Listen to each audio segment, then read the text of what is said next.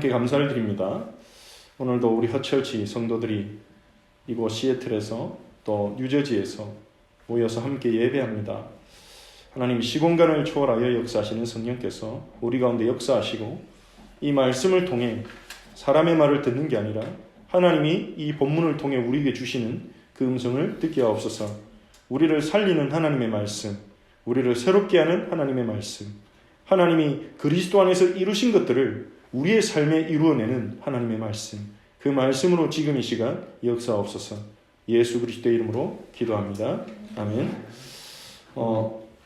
오늘 예수님께서 사람들에게 나는 세상의 빛이니 그렇게 말씀하셨죠. 여기서 나는 이니 이 표현을 쓰셨습니다. 이것은 헬라어로 에고에이미죠. 에고에이미 하면서 나는 세상의 빛이다 그렇게 말씀하신 거예요. 이 에고에이미란 말은 요한복음에 총 7번 정도 나옵니다. 물론 작게 쓰인 것들까지 포함하면 좀 더 많은데요. 예수님이 아주 특징적으로 7가지 어떤 이 땅에 있는 것과 비교하셔서 자신의 어떤 정체성을 드러내신 거죠. 예를 들자면 나는 생명의 떡이다. 나는 길이요 진리요 생명이다. 이런 것들이 다 에고에임이라고 그렇게 볼 수 있습니다. 그 중에 오늘 세상의 빛이다 그렇게 말씀하신 거예요. 이 에고에임이라는 것은 좀 독특한 표현입니다. 영어로 바꾸자면 I am 이게 I am이 2번 나오는 거예요. 그러니까 한국어로 하면 나는 무엇이다 이러한 뜻을 가진 단어가 연달아 쓰여진 거죠. 이 단어는 특별한 의미를 가지고 있습니다. 성경적 배경에서 이스라엘 백성이 이집트의 노예로 있다가 출애굽했을 때 하나님께서 이스라엘에게 알리신 이름이 바로 나는 스스로 있는 자니라 였죠. 그게 영어로는 I am who I am이에요. 그러니까 에고에임이라는 이 표현은, 예수님의 표현은, 헬라어로 번역된 이 표현은 나는 스스로 있는 자니라고 말씀하신 그 여호와 하나님의 이름을 반영하는 그런 표현인 거죠. 그런 의미심장한 표현이 요한복음에만 나와요. 다른 복음서에서는 나오지 않고. 즉 예수님의 신성을 의미하는 표현이기도 하고요. 즉 이 에고에임이라는 말은 무엇이든지 하실 수 있고 될 수 있는 분이 어떤 특정한 부분을 나타내신 거예요. 오늘 우리가 본문에서는 빛이라고 자신을 소개하신 거예요. 예수님이 나는 빛이다. 세상의 빛이다. 그리고 이 에고에임이라는 말은 언약을 주신 여호와의 이름이거든요.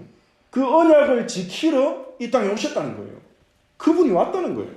그래서 이 예수님이 이러한 표현으로 자신을 말씀하셨을 때 이러한 성경적인 배경을 알고 있는 제자들은 굉장히 놀라지 않았을까 그런 생각이 듭니다.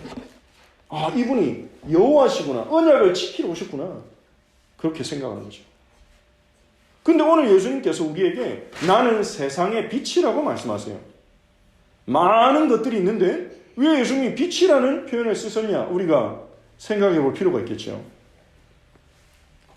빛은 어떤 겁니까? 우리가 빛에 대해서 많은 말을 할 수 있을 겁니다.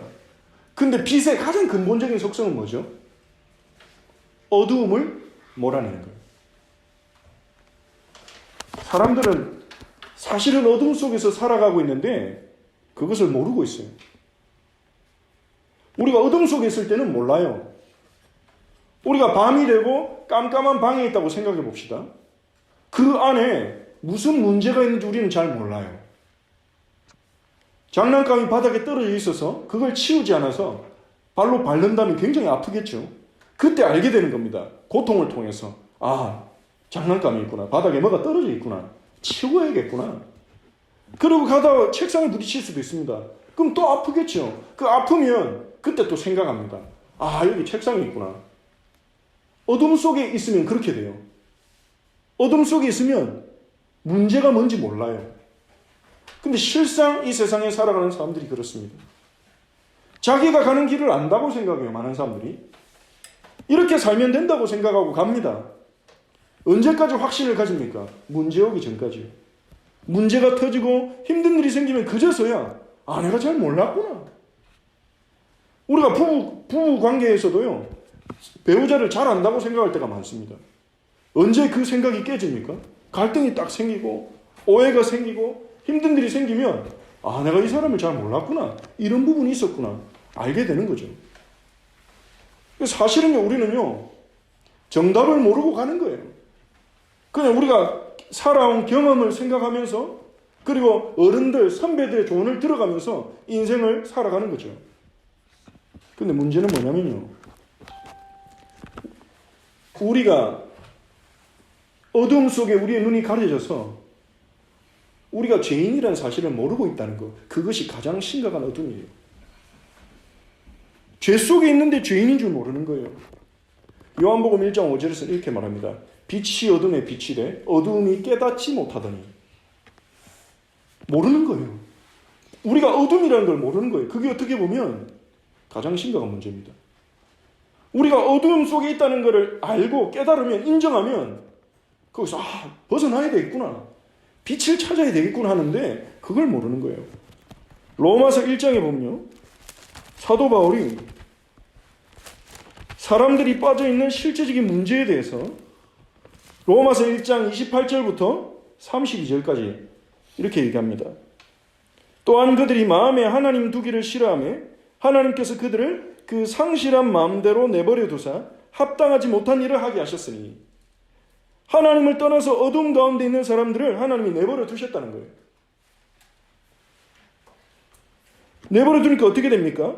모든 불의, 추악, 탐욕, 악의가 가득한 자요, 시기, 살인, 분쟁, 사기, 악독이 가득한 자요, 수군수군하는 자요, 비방하는 자요, 하나님께서 미워하시는 자요, 능욕하는 자요, 교만한 자요, 자랑하는 자요, 악을 도모하는 자요, 부모를 거역하는 자요, 우매한 자요, 배약하는 자요, 무정한 자요, 무자비한 자라. 이게 이 세상에서 일어나고 있는 일들이죠. 그들이, 근데 더 심각한 것은 32절에 나옵니다. 그들이 이 같은 일을 행하는 자는 사형에 해당한다고 하나님께서 정하심을 알고도 자기들만 행할 뿐 아니라 또한 그런 일을 행하는 자들을 옳다 하느니라. 정당화하는 거죠. 어둠 속에 있는 우리는 하나님이 정해놓은 길을 벗어나 범죄하고 잘못된 길을 가면서도 내가 그 길을 가고 있기 때문에, 내가 그걸 바꿀 수 없기 때문에 그거를 정당화해요. 이럴 수밖에 없어. 다른 사람도 다 이렇게 사는 거야. 그러면서 그 어둠 속으로 점점점 들어가는 거죠. 얼마나 우리가 연약한 존재인지 모릅니다. 예전에 영화를 한 편 본 게 생각이 나는데, 메시지를 준비하다가 미국의 LA에서 실제로 일어난 사건을 이제 배경으로 해서 만들어진 영화인데요. 어떤 엄마가 있습니다. 근데 혼자 아들을 키워요. 근데 직장 갔다 온 사이에 애가 없어졌어요, 아들이. 한 10살, 그 정도, 11살 되는 아들인데 집에 없는 거 아무리 찾아도 없어요. 경찰에 신고했더니 24시간 된 후에 이제 조사할 수 있으니까 기다려봐라, 돌아올 거다, 그런 거예요. 안 돌아오는 거예요. 경찰에서 이제 찾기 시작한 겁니다. 이 엄마도 적극적으로 찾으려고 했어요. 못 찾는 거예요. 계속 못 찾는 거예요. 그러다가 어느 날 경찰에서 아들 찾았다고 연락이 왔어요. 얼마나 기쁘겠습니까? 뛰어갔죠. 근데 아들 만나기 전에 경찰청장 만나고 같이 사진 찍고 막 그렇게 막 하는 거예요. 이게 그 언론에 좀 알려진 사건이다 보니까 경찰에서도 그걸 좀 이제 이미지 쇄신하는데 좀 사용하려고 한 것 같아요. 그래가지고 다 이제 복잡한 순서 몇 개 거치고 이제 아들만 만나면 되니까. 아들을 딱 만났는데 아들이 아닌 거예요. 근데 경찰이 뭐라고 하냐면, 당신 아들 맞다, 엄마가 아닌데 데려가라는 거예요. 이 엄마가 내 아들 아닌 것 같아. 아니라고. 엄마가 못 알아보겠습니까? 데려가라는 거예요. 데려갔어요. 자기 아들보다 키도 작아요. 포경수술 안 했는데 포경수술도 돼 있어요. 아닌잖아요? 기가 막히잖아요, 엄마가. 경찰서에 전화했더니 경찰이, 당신 아들 그렇게 오랫동안 찾아놓고 진짜 아들이 왔는데 마음에 안 든다고 지금 부인하는 거냐? 이런 식으로 오히려 엄마를 밀어붙이고. 경찰이요, 자기들 실수를 덮으려고요, 막 밀어붙이는 거예요. 나중에 신문사들 앞에서 내 아들 아닙니다 이렇게 증거를 얘기하고 그랬더니 정신병원에 가두더라고요, 경찰이 엄마를. 몇십 년 전의 일이에요. 정신병원 가보니까 그 여자처럼 경찰에게 대들다가 온 사람들이 많이 있었어요. 결국 아들을 못 찾긴 했는데, 그런 일들이 일어나는 과정을 보여준 거 보면서, 정말 사람이 진짜 어둠 속에 있구나. 진짜 연약하거나 자기가 잘못한 걸 덮기 위해서 다른 사람을 죽일 수도 있는 존재고, 내가 잘못한 것을 가리기 위해서 다른 사람에게 고통을 줄 수 있는 존재고. 우리가 얼마나 연약합니까? 때로 우리는요, 잘못된 줄 알면서도, 이게 잘못된 줄 알면서도 그걸 의존하고 거기에 빠질 때가 많습니다. 많은 사람들이 술을 의존하면 안 되는 줄 알면서도 술을 의존하고, 약을 의존하면 안 된다 생각하면서도 어쩌면 방법이 없기 때문인지도 모르겠지만 약을 의존하고, 그게 우리가 빠지는 어둠입니다. 우리는 여기서 벗어날 수 없어요. 아니, 이 어둠을 어쩌면 알아차리지도 못합니다. 우리 인생에 어떤 문제나 심각한 갈등이 찾아오면요, 우리는 왜 왔는지도 잘 모를 때가 많습니다. 이게 왜 왔는지, 뭐가 문제인지도 모를 때가 많잖아요. 그게 제일 답답한 거죠. 몸이 어디 아프면 병원 가서 진단이 딱 나와야 되잖아요. 근데 진단도 안 나오면 얼마나 답답합니까? 뭐가 문제인지 몰라요. 머리가 아파가지고 병원 갔는데 아무 이상 없대요. 얼마나 답답합니까? 내 인생에 뭔가 문제가 와서 마음이 힘들고 어렵고, 그런데 원인을 모른다면 그것만큼 답답한 부분이 없죠. 하나님 떠나서 우리가 그러한 어둠 가운데 빠졌어요. 길을 잃어버린 거예요, 사실은. 우리가 막 목표를 찾고 삶을 바로 살기 위해서, 잘 살기 위해서 몸부림치고 살아가고 서로 돕고 노력하고 있지만, 근본적인 답은 우리는 상실한 채 서로 때로는 상처 주고 때로는 서로 위로하면서 그렇게 살아가고 있는 것이 우리의 삶이라고 성경이 말합니다. 어둠 속에 있기 때문에 우리 스스로는 여기서 빠져나올 수가 없는 거예요. 그래서 하나님이 우리에게 빛을 비춰주신 겁니다. 예수 그리스도 우리에게 보내주신 거예요. 창세기 1장에 어둠과 흑암과 공허로 덮여있는 그 세상에 빛이 있으나, 빛을 제일 먼저 창조하신 그 하나님께서 예수 그리스도라는 빛을 우리에게 보내주신 거예요. 그래서 예수님은요, 빛으로서 우리에게 두 가지로 역사하십니다. 예수님은 어둠 속에서 우리를 건져내시는 빛이신데, 먼저 예수님은요, 우리의 불의와 우리의 연약함을 드러내십니다. 이 예수님이 오고 예수님의 삶을 통해, 예수님의 말씀을 통해 이 이스라엘에 숨어있는 불의들이 얼마나 많이 드러났습니까? 그 전까지는요, 자기들이 잘하는 줄 알았어요. 바리새인들은요, 자기들은 이스라엘을 바로잡는, 이스라엘의 신앙을 유지하는 자신들이 기둥이라고 생각했을 거예요. 우리가 이렇게 하나님의 율법을 붙잡고 율법대로 살아가니까 이스라엘이 이 정도 가는 거야. 대제사장들도요, 우리가 이렇게 시스템을 만들어주니까 이스라엘이 돌아가는 거야. 그렇게 그들은 착각하고 있었습니다. 근데 예수님이 말씀하시고 예수님이 그들 가운데 들어오시니까 어떻게 됩니까? 숨겨놨던 불의가 다 드러나잖아요. 얼마나 그들이 안식일이라는 계명을 왜곡시켜서 사람들을 압박하고 있었는지 숨도 못 쉬도록. 그리고 얼마나 그들이 율법주의라는 그 압박을 통해서 사람들을 짓누르고 하나님께 다가가지 못하게 하고 있었는지.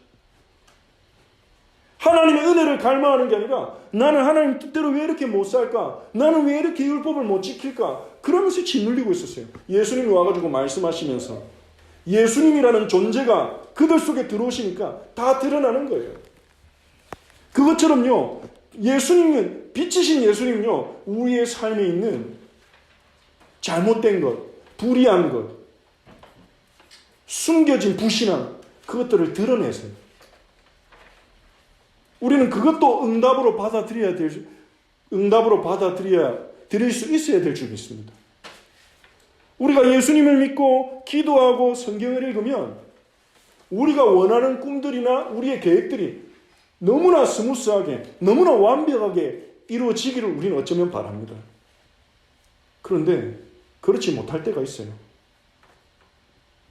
정말 내가 하나님 말씀 붙잡고 기도하는데 문제가 생길 때도 있어요. 갈등이 생길 때도 있어요. 우리는 그거를 잘 봐야 됩니다. 그거는 어쩌면 문제가 아닐 수 있습니다. 예수님의 드러냄일 수 있습니다.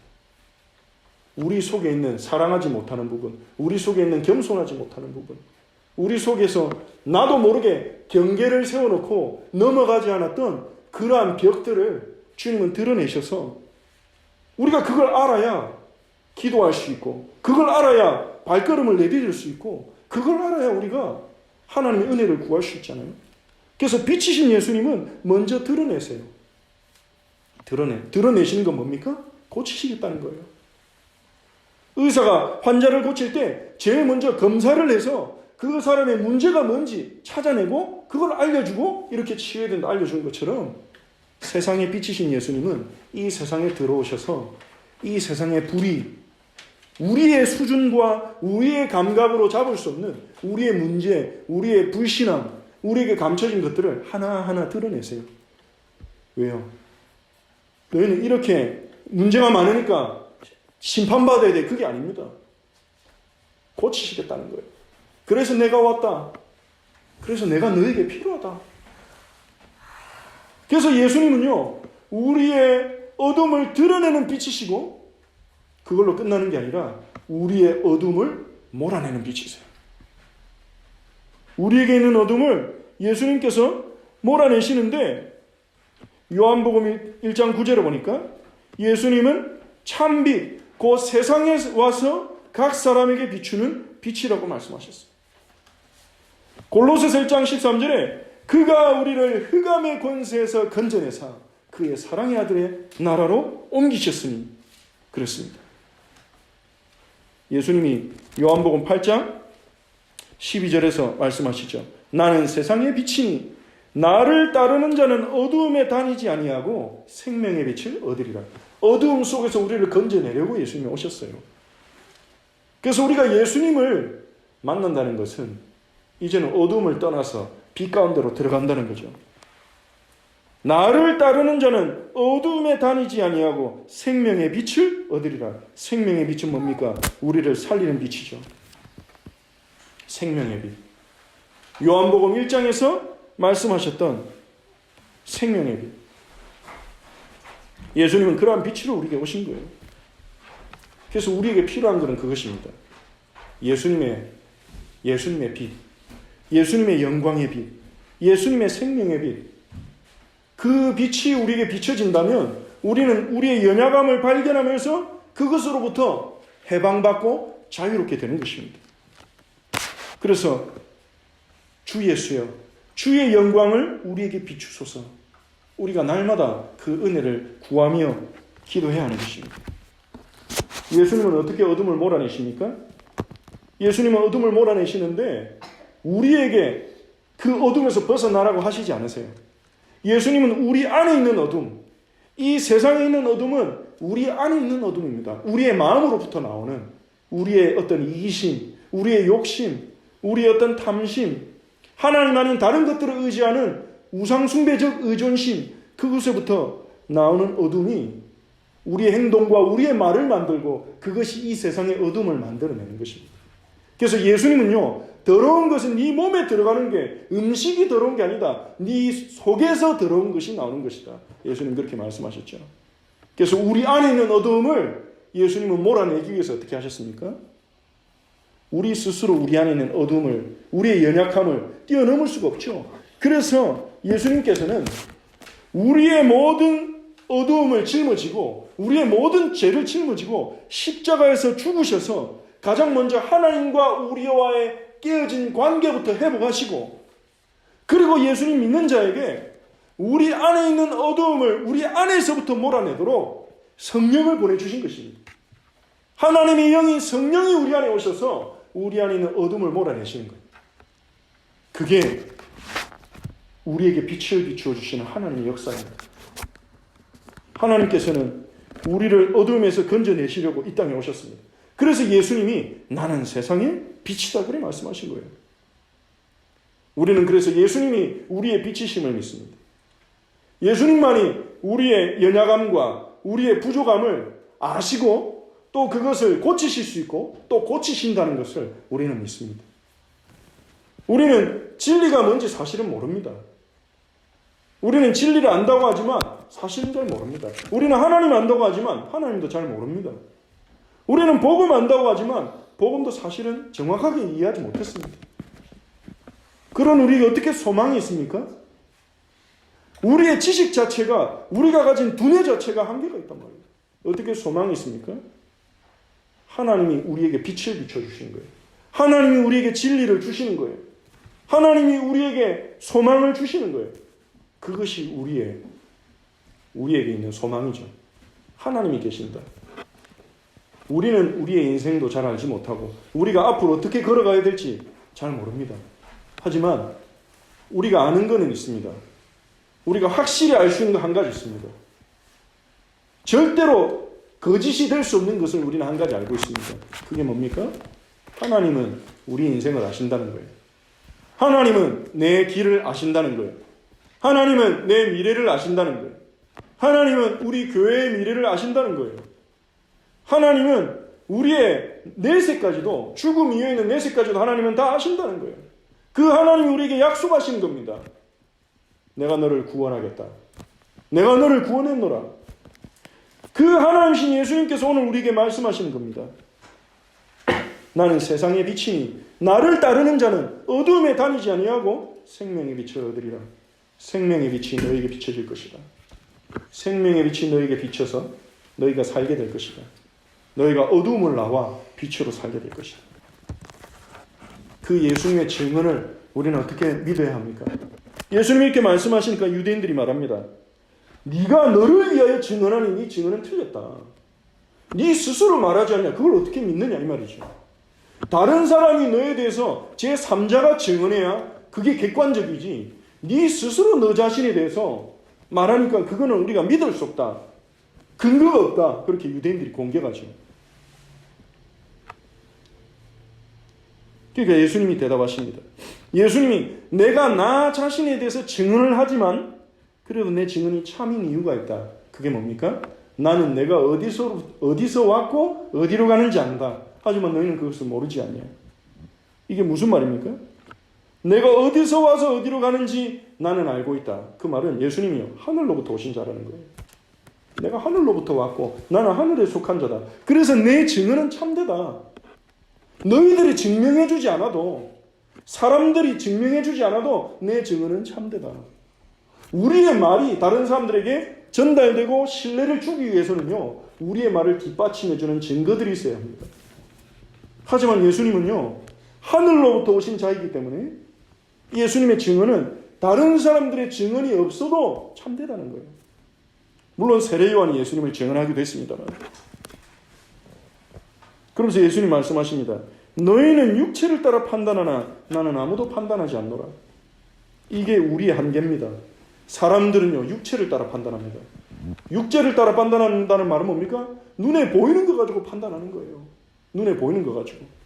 내가 들은 그 사람의 말, 내가 본 그 사람의 행동, 그리고 그 사람에 대해서 들은 이야기들, 그리고 그 사람이 입은 어떤 옷, 그 사람이 어떤 다닌 학교, 그 사람이 가진 어떤 배경, 이런 것들 가지고 우리는 사람을 판단합니다. 우리는 그럴 수밖에 없죠. 우리는 사람이니까 육체를 따라 판단할 수밖에 없어요. 그래서 때로는 오해하기도 하고, 때로는 우리가 잘못 알기도 하고, 때로는 우리가 사람들에게 속기도 하고 그러는 거죠. 근데 예수님은요, 그래서 우리에게 예수님이 필요한 거죠. 그래서 우리에게 빛이신 하나님이 필요한 거예요. 하나님이 주시는 말씀이 필요한 거예요. 왜냐하면 육체로만 판단하는 거는 한계가 있기 때문에. 예수님은 나는 아무도 판단하지 아니하노라 그렇게 말씀하십니다. 예수님은 아무도 판단하지 않으신다 말씀하셨어요. 이게 무슨 말입니까? 예수님은 빛이시기 때문에 예수님의 존재 자체가 판단이 되는 거예요. 예수님은 빛이시기 때문에 예수님 존재 자체가, 사람들이 예수님의 모습을 보면서 우리는 정말 하나님을 안 믿었구나 이걸 알게 되는 거예요. 예수님을 전적으로, 하나님을, 아버지를 전적으로 신뢰하는 예수님을 보면서 사람들이 우리가 하나님 안 믿었구나, 믿는다고 생각했는데, 그리고 예수님의 아버지의 뜻대로 살아가시는 예수님을 보면서 우리가 하나님 뜻대로 안 살았구나, 그렇게 예수님은 말과 행동으로 그냥 드러내시는 거예요. 우리가 하나님으로부터 얼마나 떠나 있는지, 우리 속에는 어두움이 스스로 드러나서 판단하게 되는 거죠. 예수님은 마지막 때에는 재판하신다고 그렇게 말씀하셨습니다. 여기서는 아무도 판단하지 않는다 했지만 어떤 본문에서는 예수님은 나에게 아버지께서 판단하는 권세를 주셨으니 그렇거든요. 그 예수님이 가진 판단하는 권세는 마지막 심판 때 사람들을 판단할 때 사용하게 되실 것입니다. 하지만 요한복음 5장 30절에 보니까 그때에도 아버지로부터 들은 대로 내가 심판하겠다 그렇게 말씀하십니다. 그러면서 예수님이 얘기하십니다. 율법에 따라 너희들은 두 사람의 증언이 필요하다고 하지 않느냐. 율법에서는요, 어떤 범죄로서 이제 성립되기 위해서는 2명 이상의 목격자, 아이위트니스, 증인이 필요합니다. 2명 이상의 증인이 없으면 범죄로 이게 다뤄지지 않는 거죠.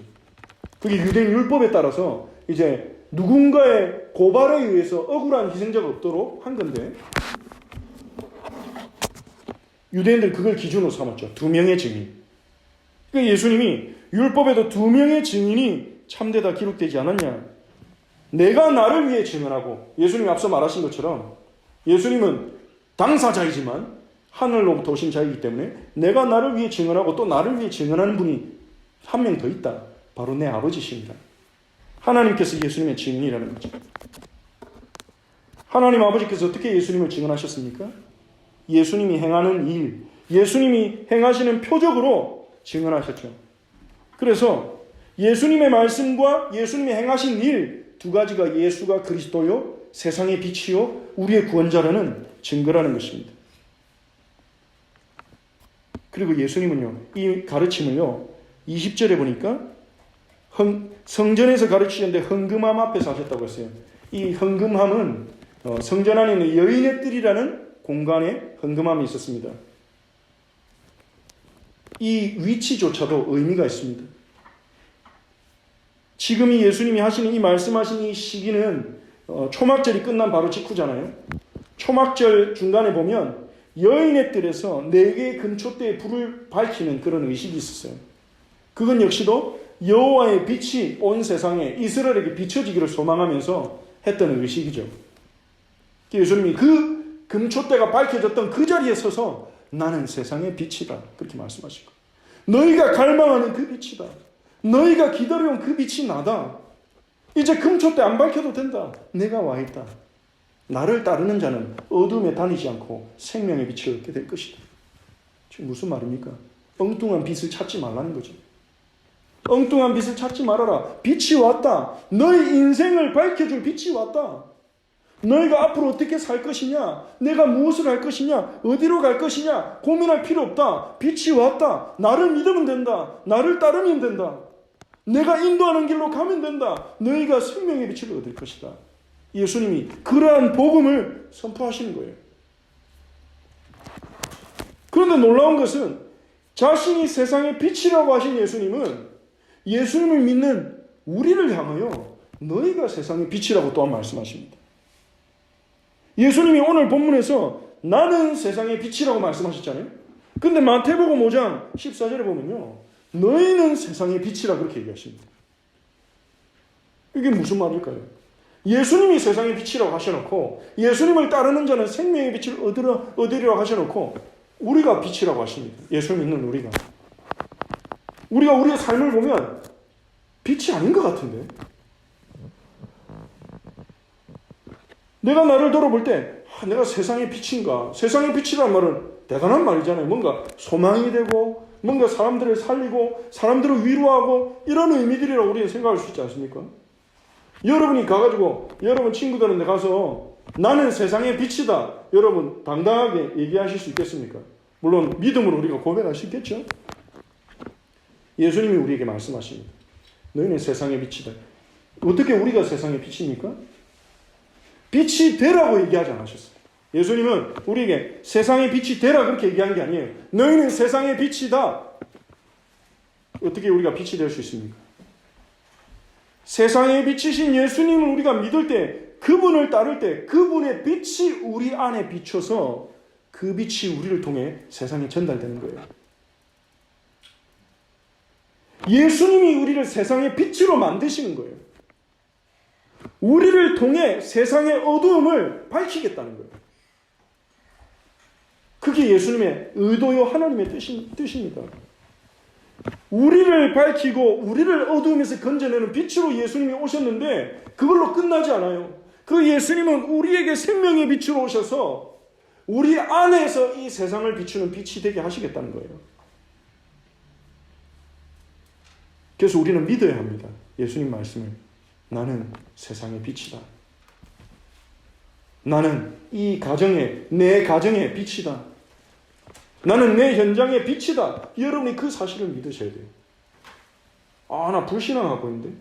나 염려하고 있는데. 내가 맡은 일도 제대로 못하는 것 같은데. 나 여기 적응하기도 힘든데. 내가 빛이라고 해야 하나님? 우리는 그렇게 생각되기 쉽습니다. 그래서 위축되고요. 근데 예수님이 말씀하세요. 너희는 세상의 빛이다. 우리의 능력 때문에 빛이라는 게 아니에요. 우리가 신앙이 좋아서 우리가 빛이라는 게 아니에요. 여러분 안에, 우리 안에 생명의 빛이신 예수님이 와 계시기 때문에 우리는 빛인 겁니다. 그러면서 마태복음 5장 16절은 말합니다. 너희 착한 일을 보고 하나님께 영광을 돌리게 해라. 이 말씀을 가지고 그래 내가 빛이니까 착하게 살아야 되구나. 착한 일을 해야 되구나. 그것이 아닙니다. 착한 일은 무엇입니까? 여기서 착한 일은 뭘까요? 하나님의 뜻에 따라 사는 거죠. 하나님의 뜻에 순종하는 거죠. 사랑하는 거죠.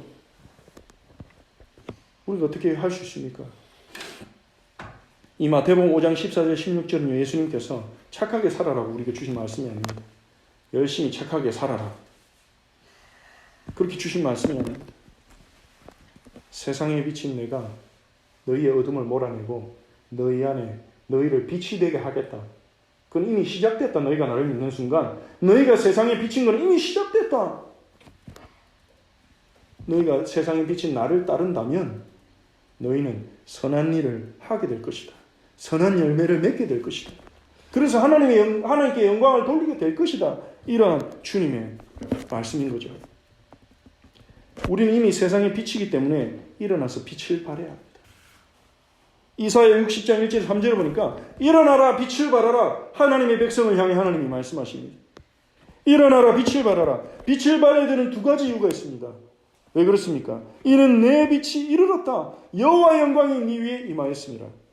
하나님의 빛이, 하나님의 영광이 너에게 임했기 때문에 너희가 빛을 발하라. 역시 같은 말이죠. 마태복음 5장의 말씀과 세상의 빛이신 예수님이 우리에게 임했기 때문에 우리가 빛을 발할 수 있다는 겁니다. 여호와의 영광이 우리에게 왔기 때문에 우리가 그거를 다른 사람에게 반사할 수 있다는 거예요. 그리고 또 하나의 이유가 더 있습니다. 이사야 60장 2절에 보라 어둠이 땅을 덮을 것이며 캄캄함이 만민을 가리우리니와. 어둠이 이 땅을 덮고 있잖아요. 캄캄함이 만민을 가리고 있잖아요. 우리 주변만 봐도 얼마나 깨어진 가정이 많은지 모르겠습니다. 얼마나 많은 후대들이 상처를 입고 방황하고 있습니까? 사랑받아야 되는데 사랑해줄 사람이 없어요, 주변에. 우리가 그들에게 사랑을 주도록 하나님이 만남을 주셨겠죠. 근데 우리가 그렇게 사랑하고 섬기고 돕기 위해서는요, 먼저 하나님의 빛이 우리에게 임해서 그 빛이 우리 안에 충만해야 하는 것입니다. 어둠이 땅을 덮었다. 캄캄함이 만민을 가리고 있다. 점점 기준도 없어지고요. 무엇이 선이며 무엇이 악이냐 그런 기준들이 없어져요. 점점 혼란하고 이런 복잡한 이런 철학과 사상들이 세상을 움직이면서요. 예전에 우리가 선이라고 생각했던 것에 대해서 사람들은 아니라고 합니다. 예전에 저것은 잘못된 건데 이렇게 우리가 판단했던 것에 대해서 그건 잘못이 아니라 그럽니다. 존중해라 그럽니다. 각 사람의 생각, 각 사람의 판단을 다 존중해야 된다. 좋은 말인 것 같은데요. 우리는 혼돈으로 들어가고 있습니다.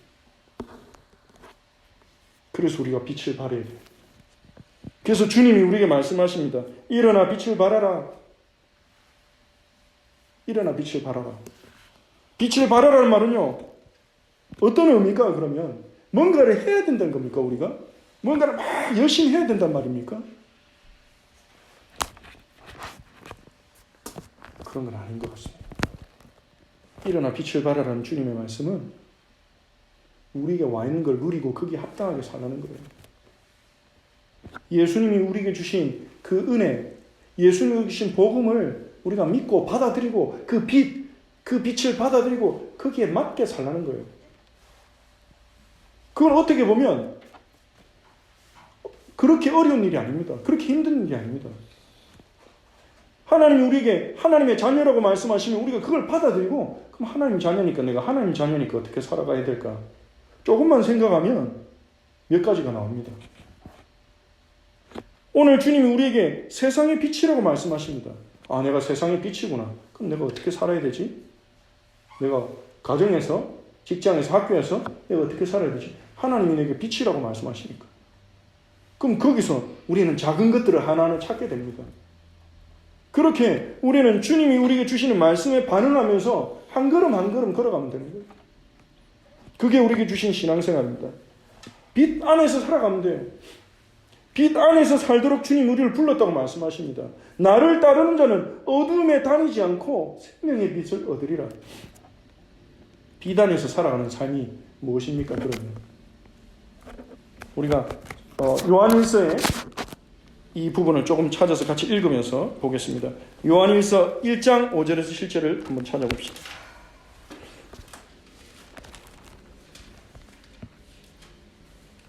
요한일서 1장 5절에서 7절 말씀 우리 같이 한번 찾아서 같이 읽어보겠습니다.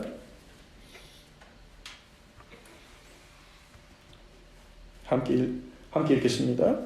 우리가 그에게서 듣고 너에게 전하는 소식은 이것이니 곧 하나님은 빛이시라. 그에게는 어둠이 조금도 없으시다는 것이니라. 만일 우리가 하나님과 사귐이 있다 하고 어둠에 행하면 거짓말을 하고 진리를 행하지 아니함이거니와 그가 빛 가운데 계신 것 같이 우리도 빛 가운데 행하면 우리가 서로 사귐이 있고 그 아들 예수의 피가 우리를 모든 죄에서 깨끗하게 하실 것이요. 아멘. 하나님은 빛이시기 때문에 우리가 하나님과 사귀면, 하나님과 사귐이 있으면 우리는 어두움 가운데 행하지 않게 되는 거예요. 우리가 하나님과 사귀게 될 때, 하나님과 교제하게 될 때, 하나님과의 친교를 누리게 될 때 어두움의 일들은 우리와 안 맞아지는 겁니다. 점점. 하나님 만나기 전에 우리가 재밌어하고 즐거워하고 우리가 의존하고 우리가 붙잡았던 것들은요 하나씩 떠나간다는 거예요. 그래서 빛 가운데 삶을 사는 삶은 무엇입니까? 하나님과 사귐을 누리는 삶이에요. 하나님과의 교제를 누리는 삶. 이것이 키입니다. 우리가 빛 가운데 살아라. 세상의 빛이다. 이 말은요. 착하게 살아야 된다. 기준이 되어야 된다. 모범이 되어야 된다. 모델이 되어야 된다. 그런 말이 아니에요. 그런 것들은 우리를 압박하고 우리를 더 지치게 하는 것들입니다. 하나님이 아세요. 우리가 그럴 능력이 없다는 건 주님이 아십니다. 주님이 우리에게 원하신 건 뭐냐? 빛인 나에게 와라. 빛인 나와 사귀자. 빛인 나와 함께하자. 그럼 너희는 어둠에서 벗어나게 된다. 그 말씀이죠. 기도는요, 우리에게 주신 어마어마한 특권입니다. 기도는 단순히 우리가 하나님 앞에 필요한 것을 요청하는 청구 수단이 아니죠. 예수님은 기도에 대해서 어떻게 가르치셨습니까? 예수님이 우리에게 가르친 기도, 구원받은 우리가 누릴 수 있는 기도는요, 하나님과의 아주 친밀한 관계를 누릴 수 있는 수단이에요. 예수님께서 어느 정도 하나님과 친밀한 관계냐? 삼위일체이신 예수님과 하나님이 누리시는 그 친밀함을 우리가 맛보고 거기에 참여할 수 있도록 부르셨어요. 그게 기도입니다. 하나님과의 친밀함을 누릴 수 있는 시간. 하나님께 내 힘든 것들을 다 쏟아내고 안 되면 안 된다고 하고 우리가 부모님과의 관계보다 더 가까워질 수 있는 그러한 길을 열어주셨어요. 우리가 사용하지 못할 뿐, 누리지 못할 뿐이지. 그래서 기도에는요, 해서는 안 될 말도 없고, 하나님께 기도하는 것은 해서는 안 되는 말도 없고, 하면 안 되는 기도도 없습니다. 우리의 감정을 따라 우리의 마음속에 있는 모든 것들을 하나님 앞에 우리는 다 쏟아낼 수 있습니다. 아, 내가 잘못 기도했더니 잘못된 일이 나왔다. 내 책임이다. 그런 게 아닙니다. 하나님은 그렇게 응답하시는 분이 아니에요. 우리가 잘못된 기도를 한다면 하나님은요, 그걸 응답을 잘된 쪽으로 바꿔서 역사하시는 분이십니다. 예를 들어서 우리가 누군가를 미워가지고 하나님 저 사람 좀 망하게 해주세요. 저 사람이 나를 너무 괴롭혀가지고 견딜 수가 없습니다. 저 사람 좀 망하게 해주세요. 우리가 그렇게 기도한다면 하나님이 알았다. 네 소원대로 해주마. 그 사람 망하게 하고. 그런 분이 아니에요. 그거는 세상의 종교들이 기대하는 신들이 그런 신들이죠. 우리 하나님은 그런 분이에요. 우리 하나님은 주권자예요. 우리의 기도를 듣고 또 우리의 아픔을 아시고 우리를 위로하시지만 하나님께서는 우리가 잘못된 기도를 한다면 우리 생각을 고치신 분이에요. 우리를 깨닫게 해주신 분이에요. 아, 내가 지금 미움에 빠져 있었구나. 증오에 빠져 있었구나. 그걸 깨닫게 하고 은혜를 주시고 뛰어넘게 하시는 하나님이시지. 그러니까 내가 기도했는데 저 사람에게 진짜 안 좋은 일이 났다. 나 때문이구나. 저는 그렇게 생각하지 않습니다. 하나님은 그렇게 응답하시는 분이 아니에요. 하나님은 그렇게 아무 생각 없이 우리의 기도에 휘둘리는 분이 아니에요. 기도는 그런 게 아닙니다. 기도는 우리가 하나님 앞에 뭐든지 얘기하면 하나님이 그걸 들으시고 인격적으로 반응해 주세요. 우리가 잘못된 길로 갈 때는 우리를 때로는 기다리시고, 그래서 어떨 때는 응답이 안 오는 것 같은 거예요. 그리고 하나님은 가장 정확한 때에 응답하세요. 우리가 하나님 당장 주세요 해도 하나님은 우리에게 가장 좋을 때, 우리에게 그 응답이 오면 가장 좋은 그 시간표까지 하나님은 기다리게 하시고 주시는 분이세요. 기도는요, 그래서 우리에게 주어진 놀라운 특권입니다. 그래서 예수님은 기도를 가르치시면서 주기도문에서 하늘에 계신 우리 아버지, 그렇게 기도하라 그랬죠. 아버지라고 불러요. 그리고 우리에게 하나님 말씀을 주셨습니다. 말씀을 통해 하나님의 음성을 들을 수 있는 특권을 주셨어요. 하나님과 사귐이 있는 삶. 그게 빛 가운데 사는 삶입니다. 그리고 두 번째는요, 우리 한 군데만 더 보겠습니다. 요한일서 2장 9절에서 11절입니다. 같이 읽겠습니다. 빛 가운데 있다 하면서 그 형제를 미워하는 자는 지금까지 어둠에 있는 자요, 그의 형제를 사랑하는 자는 빛 가운데 가하여 자기 속에 거리낌이 없으나 그의 형제를 미워하는 자는 어둠에 있고 또 어둠에 행하며 갈 곳을 알지 못하나니 이는 그 어둠이 그의 눈을 멀게 하였습니다. 빛 가운데 살아가는 삶은 무엇입니까? 우리가 사랑하는 삶입니다.